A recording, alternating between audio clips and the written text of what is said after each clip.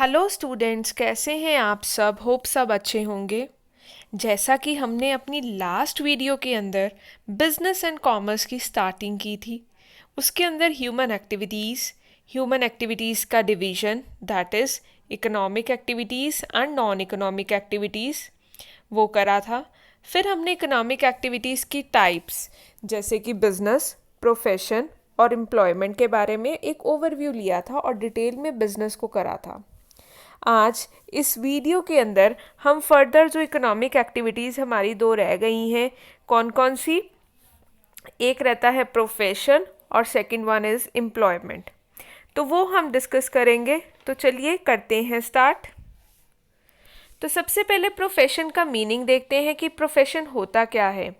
अगर बात की जाए प्रोफेशन क्या है? एक इकोनॉमिक एक्टिविटी है जिसको कौन कंडक्ट करता है? इसको कंडक्ट किया जाता है उस पर्सन की तरफ से जिसके पास स्पेशल नॉलेज होती है, स्पेशल स्किल होती है, और वो उस नॉलेज और स्किल को इम्पार्शली सर्व करता है सोसाइटी की हेल्प करने के लिए, सोसाइटी को सर्व करने के लिए। ठीक है, पार्शियलिटी नहीं करता, इम्पार्शियली वो क्या करता है, अपनी स्किल और नॉलेज को क्या करता है, सर्व करता है।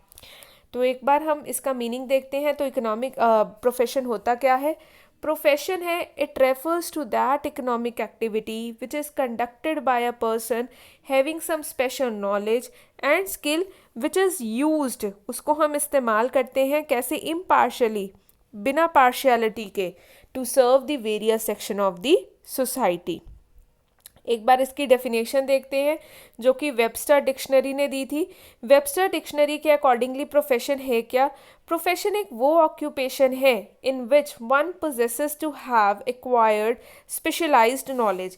प्रोफेशन एक वो ऑक्यूपेशन है जिसके अंदर पर्सन के अंदर स्पेशलाइज्ड नॉलेज होती है, स्पेशलाइज्ड स्किल होती है, विच इज़ यूज ईदर, जो उस नॉलेज का इस्तेमाल वो पर्सन किसी को इंस्ट्रक्ट करने के लिए, किसी को एडवाइस करने के लिए और किसी को गाइड करने के लिए करता है। क्लियर?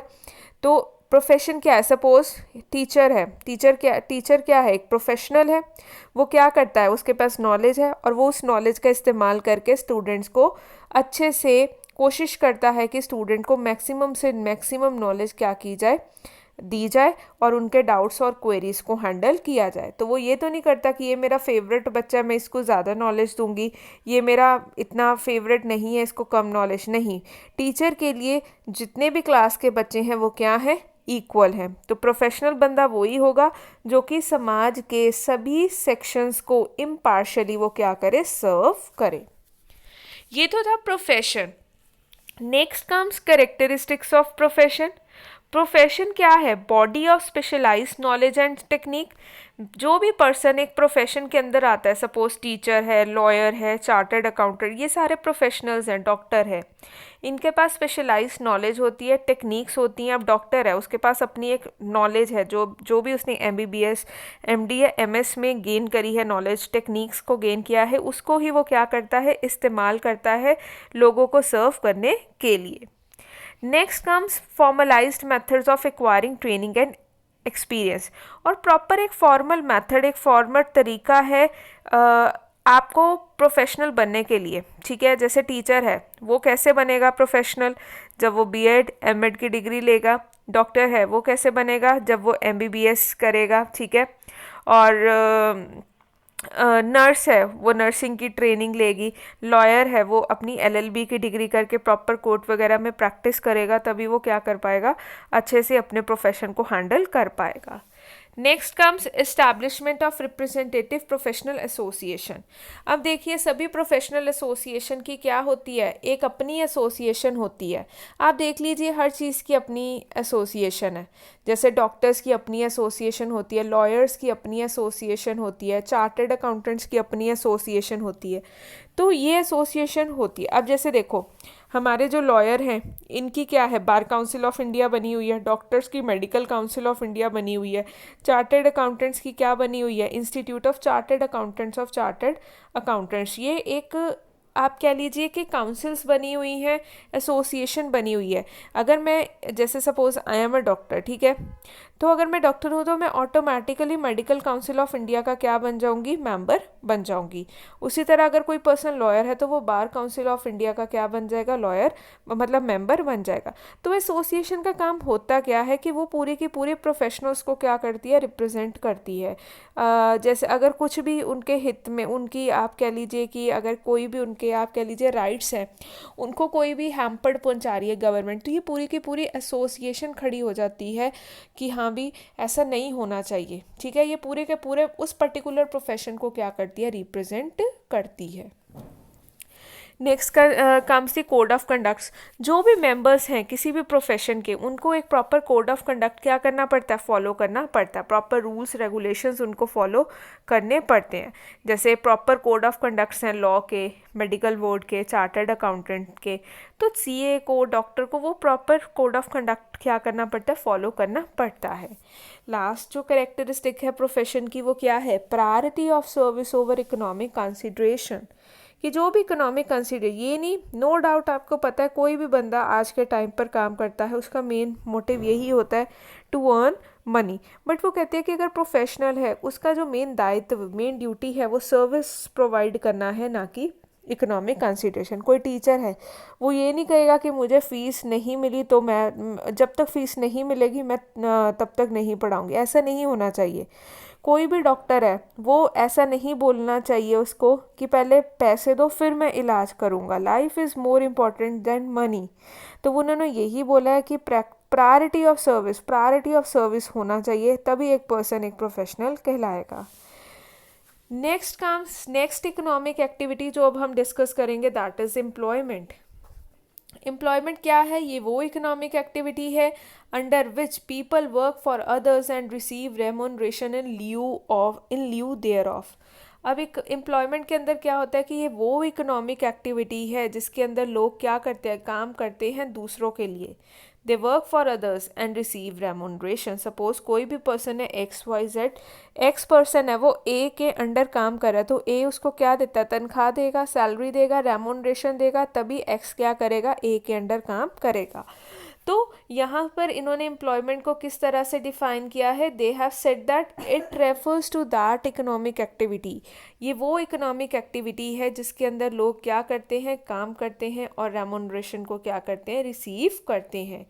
रेमोनरेशन जो सैलरी है, it can be in the shape of salary, it can be in the shape of wages, ठीक है। एम्प्लॉयर कैसा हो, एम्प्लॉयर होता है जो अपने अंडर पर्सन्स को क्या करता है, अपॉइंट करता है।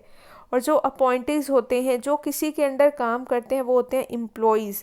और जो पर्सन लोगों को क्या करता है, हायर करता है, उसे हम क्या बोलते हैं, एम्प्लॉयर बोलते हैं। क्लियर। एम्प्लॉयमेंट परमानेंट भी हो सकती है। एम्प्लॉयमेंट अब जैसे सरकारी नौकरी है वो क्या होती है, परमानेंट कहलाई जाती है। टेम्परेरी, प्राइवेट वाला टेम्परेरी, क्योंकि कभी भी आप स्विच कर सकते हो जॉब्स के बीच में, या कैजुअल बेसिस जैसे डेली वेजर्स जो होते हैं, दिहाड़ीदार जिनको बोलते हैं। जैसे हमने प्रोफेशन की करेक्टरिस्टिक्स करी थी, अब हम एम्प्लॉयमेंट की करेक्टरिस्टिक्स करेंगे। एम्प्लॉयमेंट की क्या क्या करेक्टरिस्टिक्स है, लोगों को सर्विस प्रोवाइड करना, पर्सनल सर्विस, ठीक है। एम्प्लॉयमेंट के बीच में भी क्या है, आपका एग्रीमेंट होता है, किसके बीच में, एम्प्लॉयर और एम्प्लॉय के बीच में एग्रीमेंट होता है। सर्वेंट, जो एम्प्लॉई है वो एम्प्लॉयर का क्या है, सर्वेंट है। नो नीड ऑफ कैपिटल, अगर मेरे को किसी के यहाँ पर नौकरी करनी है तो मुझे इनिशियली किसी भी तरह की कैपिटल, ये नहीं कि मुझे निवेश करना पड़ेगा तभी मुझे क्या मिलेगी, नौकरी मिलेगी। इसके अंदर रिस्क भी नहीं। हाँ, अगर हम कहें कि प्राइवेट या कैजुअल वर्कर्स में फिर भी रिस्क, अगर हम गवर्नमेंट एम्प्लॉयज़ की बात करें तो उसमें जो रिस्क फैक्टर है फिर भी कम है, ठीक है।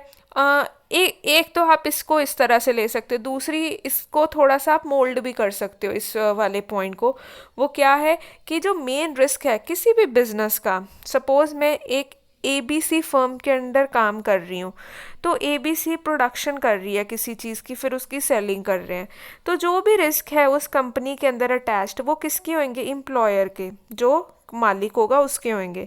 जो एम्प्लॉय होगा उसका कोई भी रिस्क नहीं है, उसका सिर्फ रिस्क कितना है कि उसको नौकरी से निकाल सकते हैं, ये वाला रिस्क आप कह सकते हो कि एक एम्प्लॉय का हो सकता है। नेचर ऑफ एम्प्लॉयर, एम्प्लॉयर कोई भी हो सकता है, एम्प्लॉयर आपका गवर्नमेंट भी हो सकता है, मालिक आपका कोई प्राइवेट पर्सन भी हो सकता है, ठीक है। तो ये थी कुछ एक आप कह लीजिए करेक्टरिस्टिक्स एम्प्लॉयमेंट की। तो अभी तक हमने कितनी इकोनॉमिक एक्टिविटीज़ डिस्कस कर ली हैं? अभी तक हमने 3 इकोनॉमिक एक्टिविटीज़ अच्छे से डिस्कस कर ली हैं। हमारे पास 3 इकोनॉमिक, सबसे पहले human activities. Human activities 2 part में डिवाइड थी। कौन कौन से 2 पार्ट थे? एक था इकोनॉमिक एक्टिविटी, दूसरा था नॉन इकोनॉमिक एक्टिविटी। अगर बात की जाए इकोनॉमिक एक्टिविटी की, इकोनॉमिक एक्टिविटी हमारे पास कितने टाइप्स की है? 3 टाइप्स की। पहली कौन सी थी हमारे पास? बिजनेस।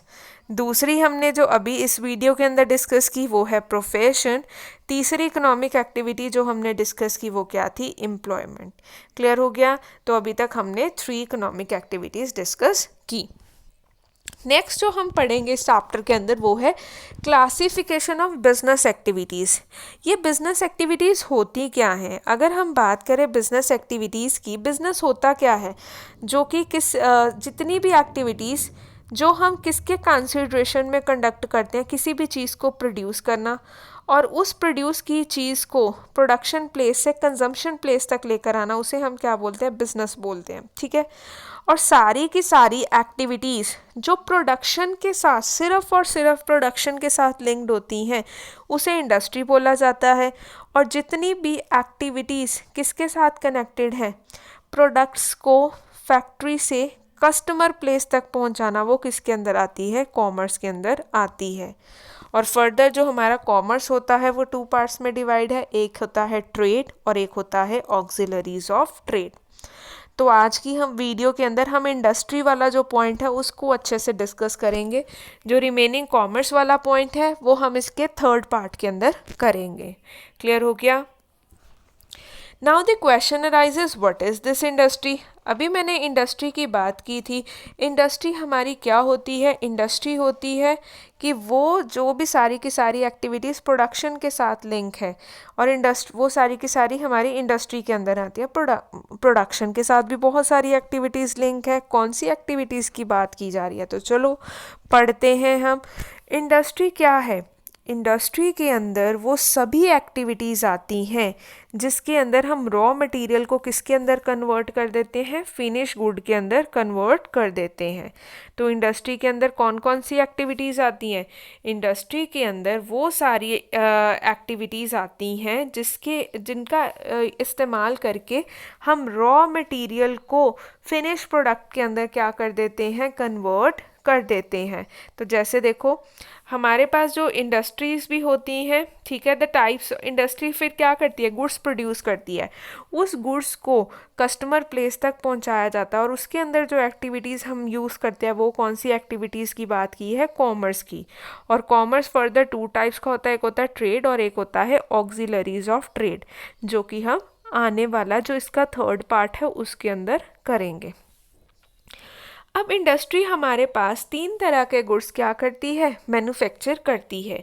वो 3 टाइप्स कौन कौन सी है? सबसे पहले है प्रोड्यूसर्स और कैपिटल गुड, ठीक है। दूसरा है हमारे पास consumer goods, next is intermediate good. Now the question arises, what is this producers or capital goods? Producer or capital goods वो गुड्स होते हैं which are used in production by other industries. Capital goods और producer goods कौन से goods होते हैं? Those things which are used in production by other industry, जिनका इस्तेमाल दूसरी इंडस्ट्री, ये वो गुड्स होते हैं जिनका इस्तेमाल दूसरी इंडस्ट्रीज़ करती हैं। क्या चीज़ करने के लिए करती हैं? प्रोडक्शन करने के लिए करती हैं। प्रोडक्शन करने के लिए तो करती हैं, लेकिन कौन करती है? Other industry. कौन करती है? Other industry. तो वो क्या होता है? हमारे प्रोड्यूसर्स या capital good.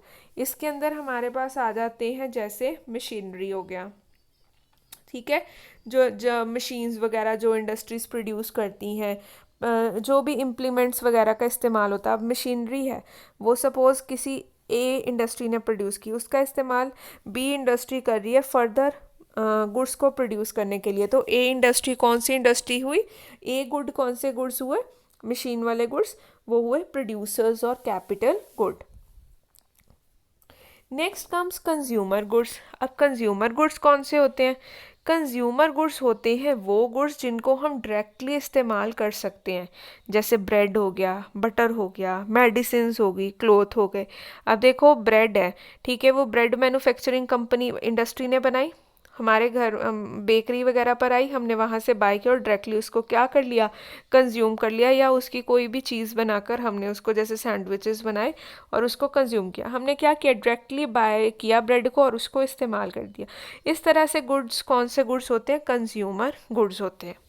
Next comes intermediate goods. Intermediate goods कौन से होते हैं, some industries manufacture such goods as are processed in some other industries to produce some need based goods। देखो इंटरमीडिएट, किसी एक इंडस्ट्री ने गुड्स वो प्रोड्यूस किए, ठीक है, अभी वो फिनिश नहीं हुए, उसके बाद मैंने उन गुड्स को परचेज कर लिया और उनसे क्या बना दिया, समथिंग आप कह लीजिए चीज़ बना दी। जैसे एग्जांपल हो रबड़, ए कंपनी ने रबड़ बनाया, उन्होंने प्लांट से रबड़ लिया, उसको रबड़ को एक मैन्युफैक्चर करके हमें बेच दिया।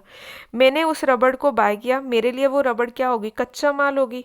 मैंने उस रबड़ का इस्तेमाल करके टायर बना दिए, मेरी टायर की इंडस्ट्री थी, मैंने उस रबड़ का इस्तेमाल करके टायर्स बना दिए। तो रबड़ किस तरह का गुड हुआ, रबड़ हुआ इंटरमीडिएट गुड। कौन सी तरह का गुड हुआ, इंटरमीडिएट गुड, ठीक है। तो सम इंडस्ट्री मैन्युफैक्चर करते हैं सम गुड्स जो कि प्रोसेस्ड होते हैं किसी और इंडस्ट्री के अंदर, ताकि एक नीडफुल, एक ज़रूरतमंद प्रोडक्ट को बनाया जा सके। इस तरह के जो गुड्स होते हैं वो कौन से गुड्स होते हैं, इंटरमीडिएट गुड्स। जैसे रबड़ हो गया, प्लास्टिक हो गया, एल्यूमिनियम हो गया, ये जो होते हैं ये इंटरमीडिएट गुड्स होते हैं। क्लियर हो गया। तो हाँ, इंडस्ट्री किस तरह के गुड्स बनाती है, 3 टाइप के गुड्स बनाती है। कौन कौन सी हैं वो 3 टाइप, एक है प्रोड्यूसर गुड्स जिसको कैपिटल गुड्स भी बोलते हैं, जिसमें मशीनरीज वगैरह आ जाती हैं। दूसरे होते हैं कंज्यूमर गुड्स, जैसे जो भी हम कंज्यूम करते हैं चीज़ें डायरेक्टली, जैसे ब्रेड हो गया, कपड़े हो गए, मेडिसिन्स होगी। और इंटरमीडिएट गुड्स भी एक इंडस्ट्री ने बनाए, उसका इस्तेमाल दूसरी इंडस्ट्री कर रही है ताकि एक यूज़फुल चीज़ बनाई जा सके, जैसे रबड़ हो गया, प्लास्टिक हो गया और एल्यूमिनियम हो गया। क्लियर हो गया। Next comes types of industries. हमारे पास 3 तरह के इंडस्ट्रीज़ होती हैं। सबसे पहली बात की गई है प्राइमरी इंडस्ट्री की, आगे अभी हम पढ़ेंगे सेकेंडरी इंडस्ट्री के बारे में, और लास्ट जो हमारी टाइप होती है वो होती है टर्शरी इंडस्ट्री की। अगर बात की जाए प्राइमरी इंडस्ट्री की, तो प्राइमरी इंडस्ट्री क्या होती है, primary industry includes those activity, या it refers to that industry which produces unrefined raw material out of which finished products are made। तो प्राइमरी इंडस्ट्री क्या होती है, ये अनरिफाइंड मटेरियल, मतलब कि आप कह लीजिए एक तरह के इंटरमीडिएट प्रोडक्ट टाइप ही ये क्या करती है, प्रोड्यूस करती है, जिसका इस्तेमाल किया जाता है फिनिश प्रोडक्ट्स को बनाने के लिए, ठीक है। वो होते हैं हमारे अनरिफाइंड ही होते हैं एक तरह से, अभी वो प्रॉपरली आप कह लीजिए कि रिफाइनिंग भी नहीं की गई होती, प्रोसेस्ड नहीं होते, वो अनरिफाइंड। इंटरमीडिएट गुड्स में तो फिर भी रिफाइंड और प्रोसेस्ड का इस्तेमाल किया जाता है, इसमें अनरिफाइंड होते हैं हमारा रॉ मटेरियल, ठीक है। हमारे पास प्राइमरी इंडस्ट्री भी 2 टाइप्स की होती है, एक होती है जेनेटिक इंडस्ट्री, एक होती है एक्सट्रैक्टिव इंडस्ट्री। अगर बात की जाए जेनेटिक इंडस्ट्री की, तो genetic industry refers to those industries under which breeds of animal vegetables are improved and are made more useful। देखो जेनेटिक इंडस्ट्रीज नाम से ही स्पेसिफिक है, जीन्स वगैरह के साथ लिंक्ड है, ठीक है।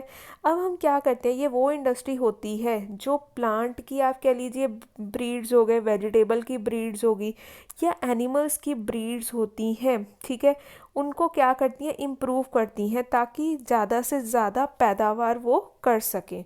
अब जैसे देखिए पोल्ट्री फार्मिंग होगी, एनिमल हस्बेंड्री होगी, या आप कह लीजिए पिस्की कल्चर हो गया, इसमें क्या करते हैं, ये पोल्ट्री फार्मिंग में नो डाउट एग्स वगैरह के लिए मेन करते हैं, लेकिन वो ये भी करते हैं कि कैसे हेंस के अंदर और इम्प्रूवमेंट की जा सके ताकि आने वाले समय में वो ज़्यादा से ज़्यादा एग्स क्या करे, प्रोड्यूस करें। तो इस तरह की जो इंडस्ट्रीज़ होती हैं वो जेनेटिक इंडस्ट्रीज़ होती हैं। Next comes the extractive industry. जैसे एक्सट्रैक्टिव इंडस्ट्री में आ जाती है भी वो इंडस्ट्री जो किस काम में इंडल्ज है कि हमारी जो अर्थ है उसके अंदर से चीज़ों को डिग आउट करने में। जैसे जो हम जैसे आप कह लीजिए कोई खदानें वगैरह की इंडस्ट्रीज़ हैं, मतलब कोयल की खदान, सोने की खदान, जहाँ से वो क्या करती हैं, इन मिनरल्स को क्या करती हैं, एक्सट्रैक्ट करती हैं। ठीक है, वो होती हैं एक्सट्रैक्टिव इंडस्ट्रीज़। ये तो थी हमारी प्राइमरी इंडस्ट्री की बात। अगर बात की जाए सेकेंडरी इंडस्ट्री, तो सेकेंडरी इंडस्ट्री कौन सी होती है? सेकेंडरी इंडस्ट्री होती है, it refers to that industry which uses raw material. Primary industry ने एक अनरिफाइंड मटेरियल बनाया, एक अनप्रोसेस्ड मटेरियल बनाया, उसका इस्तेमाल कौन करती है? सेकेंडरी इंडस्ट्री करती है, ताकि उसको फिनिश गुड्स में प्रोड्यूस किया जा सके। जैसे आप कह लीजिए कि प्राइमरी इंडस्ट्री ने किस तरह का गुड बनाया, प्राइमरी इंडस्ट्री ने जैसे आप कह लीजिए इंटरमीडिएट गुड्स वगैरह बनाए। ठीक है, जैसे उसने कोयले की खदान से कोयला निकाला। फर्दर सेकेंडरी इंडस्ट्री क्या करेगी, उस कोयले का इस्तेमाल करके, ठीक है, कुछ भी फिनिश गुड्स बना देगी। तो वो क्या होती हैं, हमारी सेकेंडरी इंडस्ट्री।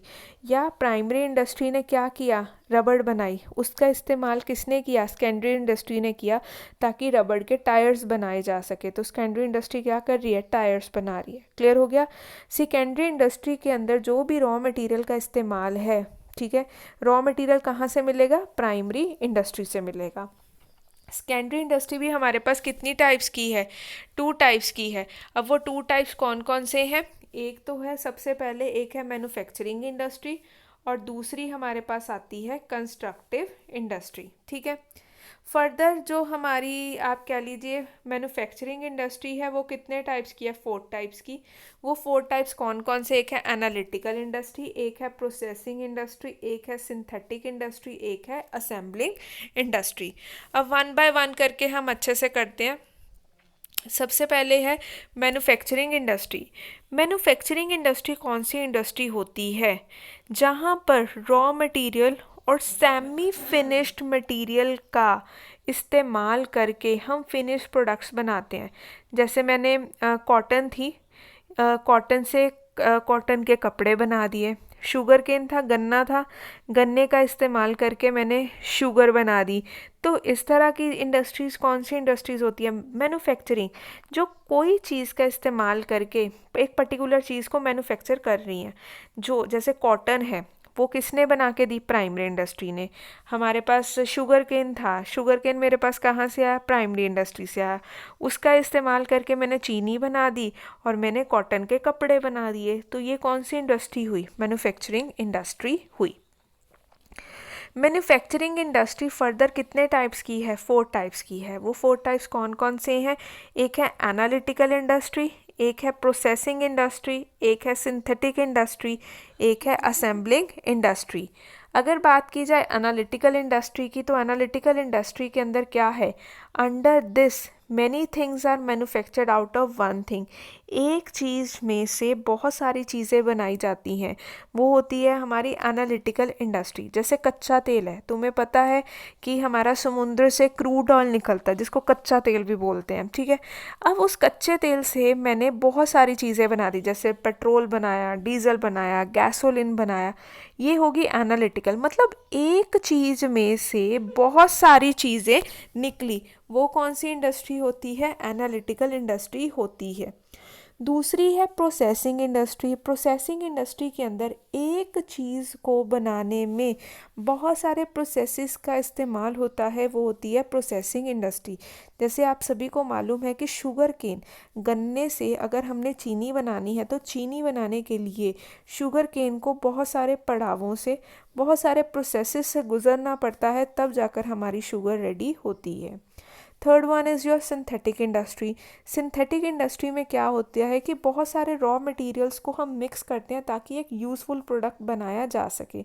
अब तुम्हें पता है सीमेंट है, जो हम मकानों को बनाने के लिए सीमेंट रेता में मिलाकर यूज़ करते हैं। तो वो जो सीमेंट है वो बनता कैसे है, बहुत सारी चीज़ों को हम मिक्स कर देते हैं, मिक्सचर बना देते हैं। जैसे तुम्हें पता है बेलपूरी, बेलपूरी के लिए तुम बड़ी सारी नमकीन्स को क्या करते हो, मिक्स करते हो, उसके अंदर अनियंस टोमेटो को मिक्स करके तुम्हारी बेलपूरी रेडी होती है। तो बेलपूरी एक तरह का सिंथेटिक प्रोडक्ट हुआ। उसी तरह से सिंथेटिक इंडस्ट्री क्या है कि इसके अंदर बहुत सारे रॉ मटेरियल्स को मिक्स करके एक फिनिश गुड बनाया जाता है। जैसे सीमेंट है, सीमेंट को हम क्या कैसे बनाते हैं, जब हम लाइमस्टोन, जिप्सम, कोल को मिक्स कर देते हैं तो हमारा सीमेंट बन जाता है। और last is your assembling industry.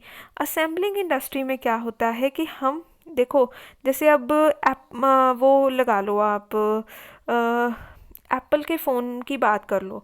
अब एप्पल का जो फ़ोन है उसके अंदर जो भी पुर्ज़े वगैरह लगते हैं वो पुर्ज़े कहीं और पर बनते हैं, किसी और देश में बनते हैं।